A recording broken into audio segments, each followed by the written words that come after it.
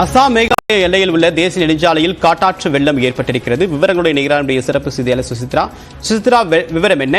எத்தனை கிராமங்கள், எந்தெந்த நெடுஞ்சாலையுடைய போக்குவரத்து தற்போது துண்டிக்கப்பட்டிருக்கு?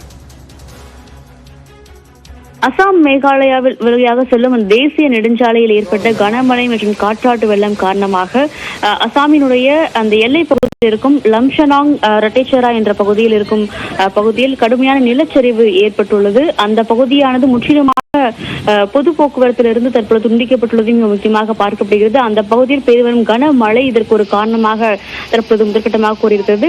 இதேபோல் தெற்கு அசாம், திரிபுரா, மிசோரம் மற்றும் வடக்கு மணிப்பூர் ஆகிய பகுதிகளை இணைக்கும் தேசிய நெடுஞ்சாலைகள் இந்த வெள்ளப்பெருக்கு மற்றும் நிலச்சரிவின் காரணமாக முற்றிலுமாக மூடப்பட்டுள்ளனர். இதனால் கடுமையான ஒரு பாதிப்பு என்பது பொதுமக்களுக்கு ஏற்பட்டுள்ளது குறிப்பிடத்தக்கது. கடந்த 2 நாட்களுக்கு மேலாக பெய்து வரும் மழை காரணமாக இந்த ஒரு நிலச்சரிவு என்பது ஏற்பட்டுள்ளதாகவும் தற்போது அந்த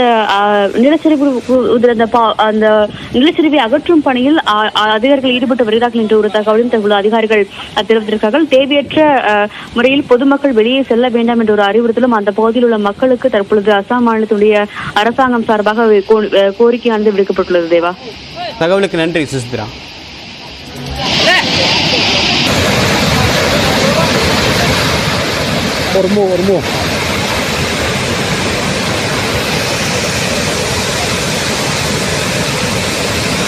Kalau lu punya mai, indoor memang,